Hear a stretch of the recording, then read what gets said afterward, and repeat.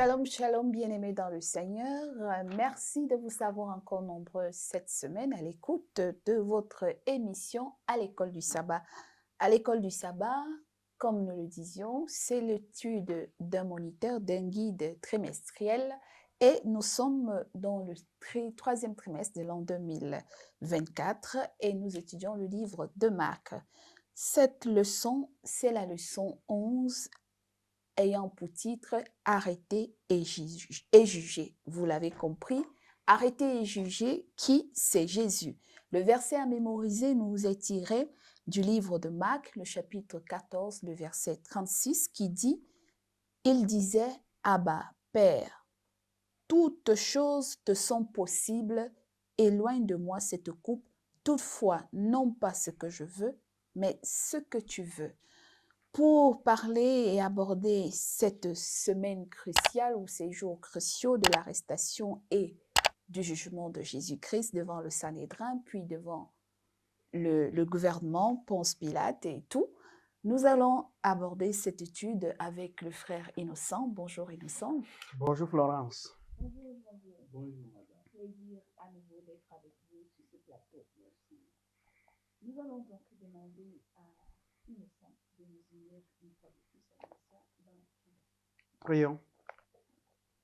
Éternel notre Dieu, encore une fois, nous te disons merci parce que tu nous as protégés, tu as été avec nous, tu as été avec ce téléspectateur qui suit cette émission pour l'instant. Tu nous as protégés, nous te disons merci. Nous voulons encore t'écouter nous parler au travers de cette 11e leçon où nous allons apprendre de toi comment est-ce que tu as été maltraité afin que je sois sauvé, afin que toi, nous soyons sauvés. Cet amour incommensurable, Seigneur, nous demandons que nous soyons reconnaissants, nous puissions croire en toi, afin que nous ne puissions pas périr, mais que nous ayons la vie éternelle. Telle est notre prière au nom de Jésus. Amen. Amen. Arrêter et juger, Marc chapitre 14, le verset 36. Nous retenons que les chapitres 14 jusqu'au chapitre 16 du livre de Marc sont connus sous le nom de récit de la passion parce qu'ils décrivent la souffrance, la mort, la résurrection de Jésus. Comme indiqué dans la leçon 9, les 6 derniers chapitres de Marc ne couvrent qu'environ une semaine du ministère de Jésus. La majorité des événements de Marc 14 à 16 ont lieu le jeudi et le vendredi de cette semaine de la Passion. La mort de Jésus aura lieu le vendredi et sa résurrection le dimanche, premier jour de la semaine. Alors, il y a une histoire qui introduit ce chapitre de Marc 14. On nous dit qu'il y avait, c'était la fête de Pâques et la fête de pain sans levain. Généralement, on manque cette précision, que dans cette période de la semaine qui est dite pascale, il y avait en fait la célébration de 2 événements, la Pâque et la fête des pains sans levain. Et on nous dit que ces 2 fêtes devaient avoir lieu 2 jours après. Les principaux sacrificateurs et les scribes cherchant le moyen de faire mourir Jésus. Nous sommes dans Marc chapitre 14, les premiers versets. Et puis jusqu'au verset 3, on nous introduit une scène extraordinaire. Comme Jésus était à Béthanie dans la maison de Simon le lépreux, une femme entra pendant qu'il se trouvait à table. Elle tenait un vase d'albâtre qui renfermait un parfum de nard pur de grand prix et ayant rompu le vase, elle répandit le parfum sur la tête de Jésus. Parallélisme de sacrifice de soi et d'offrande au Seigneur. Nous avons Jésus qui apprécie à la fin du chapitre 12 de Marc une pauvre veuve qui n'a donné que 2 centimes. 2 centimes et qui était le sacrifice de sa propre subsistance. Et puis Jésus va apprécier maintenant une autre qualité d'offrande, celle d'une femme qui va répandre sur lui toute la boîte d'un parfum qui coûte excessivement cher. D'ailleurs, la réaction du public est là. Hein. Quelques-uns au verset 4 de Marc 14 dit « Quelques-uns exprimaient entre eux leur indignation. À quoi bon perdre ce parfum ?» Verset 5. « On aurait pu le vendre plus de 300 deniers et les donner aux pauvres. » Et ils s'irritaient contre cette femme. Mais au verset 6, Marc 14, Jésus dit « Laissez-la. Pourquoi faites-vous de la peine? Elle a fait une bonne action à mon égard. Car vous avez tous les jours, toujours les pauvres avec vous, et vous pouvez leur faire du bien quand vous voulez, mais vous ne m'aurez pas tous les jours. Ce que cette femme a fait, ou a pu faire, elle a fait d'avance. Elle a d'avance embaumé mon corps pour le sépulcre. » Que retenir de ce parallélisme? Une grande offrande qui coûte cher, mais qui est donnée pour Jésus. Jésus apprécie, alors que les autres se posent la question que non, mais c'est qu'elle a gaspillé là. Oui. Et je vais seulement, avant peut-être d'entamer bien de commenter un peu sur la question, peut-être il faut que nous lisions le 7e verset de Marc 14. Dit, car vous avez toujours... Les pauvres. Oui, le verset, je dirais le verset 8. Elle a fait ce qu'elle a pu. Elle a d'avance embaumé mon corps pour la sépulture. Je vous le dis en vérité, partout où la bonne nouvelle sera prêchée, dans le monde entier, on racontera aussi en mémoire de cette femme ce qu'elle a fait. Très bien. Je voulais d'abord que nous puissions comprendre, il s'agissait de quelle femme? La femme qui arrive avec une bouteille très chère. La question que moi-même je me posais, je me disais, mais ça c'est quelle femme? Qu'est-ce que Jésus a fait à l'égard de cette femme? Je vais le couper en attendant qu'il continue son idée. Merci. Je vais ajouter que certains commentateurs qui ont fait des calculs, la valeur de ces parfaits pour les SMIG, vous savez, un pays fixe les SMIG, le salaire minimum professionnel garanti. On a fait des calculs, on a trouvé que c'était le salaire de toute une année de cette femme. Alors, je vous laisse continuer. J'ai donné juste la valeur. Et très bien, merci. Merci pour cette... Et vous voyez déjà comment la femme a considéré Jésus. Alors, quand je réfléchissais, je me dis, mais il semblerait qu'il y a ce que Jésus avait fait à cette femme. Et la femme a eu l'occasion alors de dire, celui-ci avait fait quelque chose. Comment lui dire merci? Et voilà, souvenez-vous, je pense que c'est la femme là qu'on voulait lapider. On l'amène devant Jésus, on dit, cette femme, nous l'avons attrapée. En flagrance. Et Jésus a dit, c'est lui qui est le premier, qu'il commence à jeter une pierre. Et Jésus note comme ça, et retrouve tous les hommes étaient partis. Et demande à la femme, où sont ces personnes? Et la femme va dire, ils sont partis. Et Jésus alors va dire à la femme, allez. Tes péchés te sont pardonnés. Voilà. Pour dire quoi? Pour dire que la femme a compris d'abord là où Jésus l'a enlevé. Ça, c'est d'abord la première leçon que nous aussi, nous pourrions s'y tirer là-bas. Si je connais là où Christ m'a enlevé, il y a des sacrifices. Il y a des sacrifices. Et voilà, nous revenons aussi les sacrifices. Il y a des sacrifices que je peux aussi donner.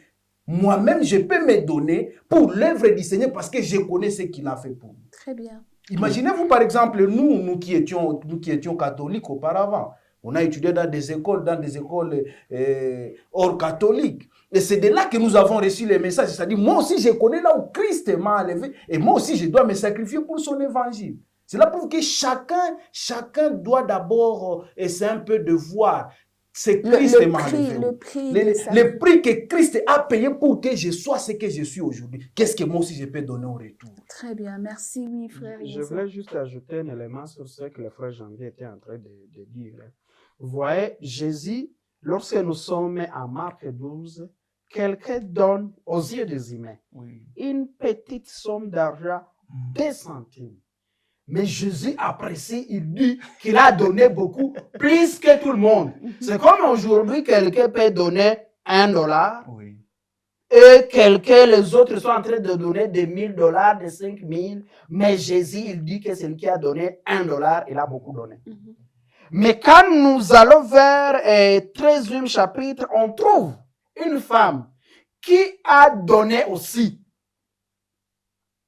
aux yeux des humains. C'était valeureux, mais ce n'était pas aussi valeureux plus que tous les riches qu'ils pouvaient donner à cet temps-là. Ça veut dire quoi? Ça veut dire que Dieu regardait et écoutait le langage du cœur. Lorsque quelqu'un vient devant le Seigneur, Dieu, il regarde la disposition du cœur.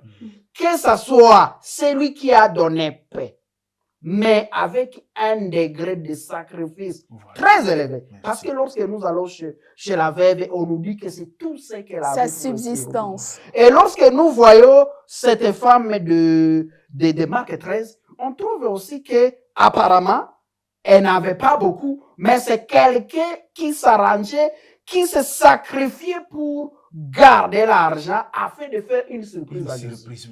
Dans ce degré de sacrifice, c'est ce que Dieu a regardé et a vu la disposition. Et justement, parce que comme Jésus dit quelque chose, que contrairement à ce qu'un certain dogmatisme religieux veut faire croire que l'usage des parfums est une mauvaise chose, nous voyons Jésus. Il n'a pas reproché à la femme le choix du parfum, puisque d'ailleurs, Jésus rappelle que chez les Juifs, on connaissait la pratique de l'usage des parfums. D'ailleurs, même au niveau vous avez parlé du sanctuaire terrestre, il y avait les parfums, l'autel des parfums odoriférants. Donc, c'est une coutume et une pratique d'usage en Israël, l'utilisation des parfums, que ce soit pour embellir la mariée ou pour le temple, il y a des types. Mais Dieu avait dit, il y a une formule pour le parfum qui entrait dans le temple, qui ne devait pas être la même formule que les autres parfums. Et Jésus de rappeler que ce qu'elle vient de faire, elle au moins, elle a fait pour ma sépulture. Parce que l'histoire nous dit que quand Jésus va mourir, le sabbat étant sur le point d'arriver, les femmes vont se rendre au marché, acheter les aromates pour venir embaumer le corps de Jésus, mais elles n'auront pas le temps. Donc, ça veut dire que même embaumer les corps, la pratique est connue, l'embaumement des corps avec des parfums. Mais il dit que les femmes n'auront pas le temps de le faire et on va enterrer Jésus. Et Jésus dit que justement l'acte que vient de faire cette femme, puisque c'est à la veille, à 2 jours de ma mort, son parfum va rester parler en son nom parce qu'au moins c'est le dernier parfum que moi, homme, je vais recevoir de ma vie. Voilà. Puisque même mon corps n'aura même pas la grâce d'être embaumé et dans le parfum de cette femme. Et on nous dit que quand ce parfum a été répandu, l'odeur a envahi toute la pièce. Les parfums chers, justement, ont des odeurs très, très bonnes et très fortes. Et donc, Jésus dit que chaque fois que l'évangile sera prêché, on se souviendra de l'acte. Quel est le parfum de bonne odeur que nous répandons autour de nous? Merci. Autour de nous, quel est le parfum de bonne odeur que nous répandons? Très bon parallélisme entre les deux dons. Alors, la suite de l'histoire. Arrêter, juger. Pourquoi les chefs religieux ont-ils insisté? Pourquoi ils ne pouvaient-ils pas condamner Jésus dans la tradition religieuse? Puisque tout homme qui blasphémait, on connaissait ce que disait la loi, il fallait le lapider. Pourquoi n'ont-ils pas arrêté Jésus et le lapider eux-mêmes? Ils ont préféré faire caution morale à l'État, en engageant l'État et le peuple à cautionner la mort de Jésus. Qu'est-ce que ça nous enseigne, cette stratégie des pharisiens? C'est une stratégie de l'hypocrisie. Parce que tu vois, à maintes reprises, Jésus, il a dit aux pharisiens, c'est ça, vous hypocrites. Vous voyez, donc ils ont voulu faire quelque chose, mais ils ont cherché les boucs émissaires pour faire cautionner ça à l'État. Et ils montrent des stratégies derrière parce qu'ils cherchaient dans toute la loi peut-être de Moïse ou de ce qui pouvait faire l'objet, par exemple, de lapidation de Jésus, mais ils cherchaient dans tout, ils ne trouvaient pas.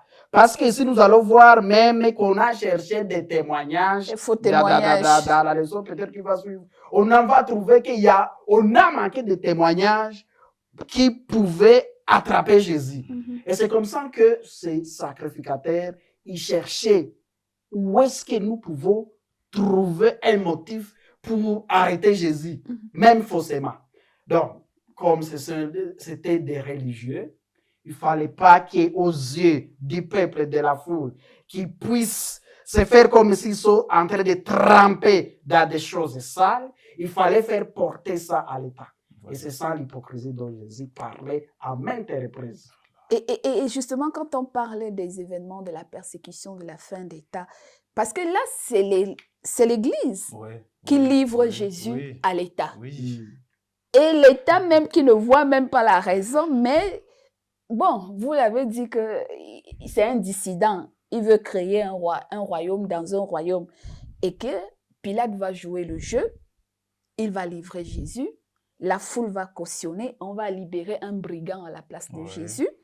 Alors pour nous aujourd'hui, est-ce qu'on n'est pas en train d'aller vers cette structure de la fin des temps où l'Église va s'allier avec l'État et un grand nombre d'adeptes pour persécuter ceux qui sont les disciples ou ceux qui seront les disciples de Jésus à l'époque de la grande tribulation? Exactement, et c'est de là que nous sommes en train d'aller, qu'on refuse ou pas, c'est de là que nous sommes en train d'aller. À un certain moment, l'Église va s'allier avec l'État pour juste dire, voici comment nous devons marcher. Et souvenez-vous la façon quand Jésus était aussi sur la croix, même son père lui avait dit, le ciel était calme face à ça. Et ça sera la même chose. Il n'y aura plus quelqu'un qui viendra secourir ces chrétiens-là, si ce n'est que cette parole du Christ. Pendant ces temps-là où l'Église et l'État aussi vont s'unir pour la question. D'accord, peut-être nous avons anticipé la leçon 12, mais je voudrais que nous revenions sur deux autres. On était sur les parallélismes de la leçon 11. Là, on a parlé de la pauvre veuve et l'offrande de la prostituée. Oui. Il y a également un autre parallélisme, promesse de Pierre et trahison de Judas. Oui, merci beaucoup. En fait, dans cette leçon, on voit Pierre, on voit la succession des événements. On voit après là-bas comment est-ce que Jésus, il est en train de prévenir à ses disciples que l'un de vous va me livrer.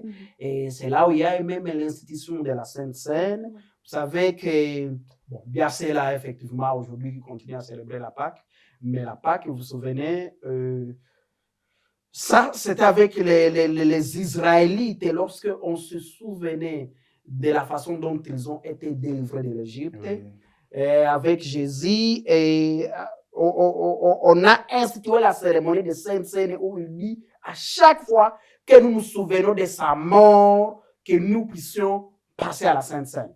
Mais on voit quand même lorsqu'on est dans... Et ce n'est pas tiré par hasard, justement. C'est pourquoi le premier verset de Marc 14 dit que c'était la fête de la Pâque et la fête des pains sans levain. Oui. Ben voilà. Très différent. Voilà, merci. Donc, nous revenons sur, et c'est à ces instants-là où il est en train de prévenir et de dire quelqu'un va me livrer. Malheureusement, des fois aussi, on a la voix qui nous dit que nous allons faire ramener Jésus sur la croix la deuxième fois. Lorsqu'on veut passer à une mauvaise action, il y a la voix intérieure qui te parle, qui me parle. Là où tu veux aller là, tu es sur un mauvais chemin. Mais des fois, on enfonce comme Judas. Il y a Judas qui est prévenu à maintes reprises. Et tout le monde qui demande, est-ce que c'est moi, c'est pas moi? Et Jésus dit, la personne avec qui on va toucher au même moment dans l'assiette, c'est celui-là. Et Judas qui regarde les mouvements de Jésus, qui regarde, qui fait semblant, mais quand il touche, la main de Jésus est là. Mais au lieu de se repentir, plutôt on nous dit qu'il est sorti pour aller livrer Jésus. Oui. Et puis il y a Pierre qui on voit maintenant Pierre qui dit, lorsque Jésus dit, mon heure est presque arrivée, il dit, vous allez tout le monde va m'abandonner. Et Pierre qui dit, moi je ne peux pas t'abandonner. Bon, c'était une promesse venant du cœur. Oui. Mais vous savez, le cœur parle, mais la chair aussi peut manifester autre chose. Mais quand le moment est arrivé, Lorsque Jésus a dit qu'avant que les coqs Chante ne chantent 2 fois, tu m'auras renié 3 fois. Effectivement, lorsqu'on a pris Jésus, bon, c'est vrai, lorsqu'on a pris Jésus, d'abord, Pierre qui montre le bravoure, qui coupe l'oreille, et là, il est en train de dire Jésus, j'ai dit comment est-ce que je vais t'aider, et Jésus qui prend l'oreille et qui remet là-bas, mais Pierre qui ne comprend pas aussi ici la scène, parce que lui ne comprenait pas encore qu'on est dans la bataille spirituelle, et on continue le processus lorsque tout le monde a déjà pris fuite, et lorsque on est en train de demander à Pierre, toi aussi tu étais avec Jésus? Et Pierre qui dit, moi, je ne connais pas cette personne.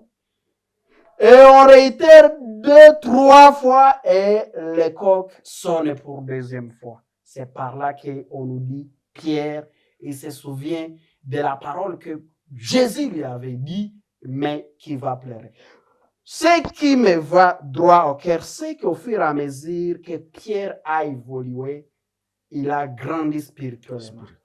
Il a grandi spirituellement jusqu'à ce que lors de la persécution, il a dit, je ne veux pas assez que vous puissiez me pendre comme mon Seigneur. Prends-moi d'une façon inverse. Là, il avait déjà compris. Il avait déjà fixé les yeux sur le maître. Voilà, et c'est une grande, justement, merci d'avoir abordé l'aspect de, peut-être nous aurons pu insister sur la différence entre la célébration de la Pâque et l'institution de la Sainte Seine qui fait l'objet d'un rituel religieux. Aujourd'hui, à la nouvelle, à l'ère chrétienne nouveau où la plupart des communions, des communautés célèbrent la Sainte Seine, malheureusement avec des différences. Et peut-être ça sera l'objet d'un sujet spécifique une autre fois. Mais face aux accusations, pour finir, nous avons les faux témoignages qui sortent de partout pour essayer de culpabiliser Jésus. Et l'attitude de Judas, de Pierre, voyons Jésus abandonné. Quand il va sur le mont de Gethsémane, il prend d'abord les 12, et après il tire les 3, encore Jacques, Pierre, André et Jean, à plus loin dans la prière, en demandant à Dieu que s'il est possible que cette coupe s'éloigne, qu'elle ne s'éloigne pas. Est-ce que spirituellement, cette leçon ne nous amène pas à comprendre que quelle que soit la grandeur et la hauteur de notre spiritualité, on a toujours besoin des gens sur qui s'appuyer pour nous accompagner dans la prière? Parce que Jésus est revenu à 3 reprises secouer André, Jacques et Jean pour lui dire, mais vous ne m'accompagnez pas, vous ne priez pas avec moi. Quelle leçon spirituelle, cette relation, la nécessité de la communion fraternelle dans les combats spirituels. Bien, merci. Il a fallu que nous tous qui suivons Christ, nous puissions aussi marcher comme Christ. La façon dont Christ était en train de vivre sur cette terre, il a fallu que nous aussi nous puissions vivre comme ça. Si Jésus avait besoin des gens derrière lui pour la prière, qu'est-ce qui peut aussi m'empêcher de dire, Madame, veuillez aussi m'accompagner dans ces moments de prière?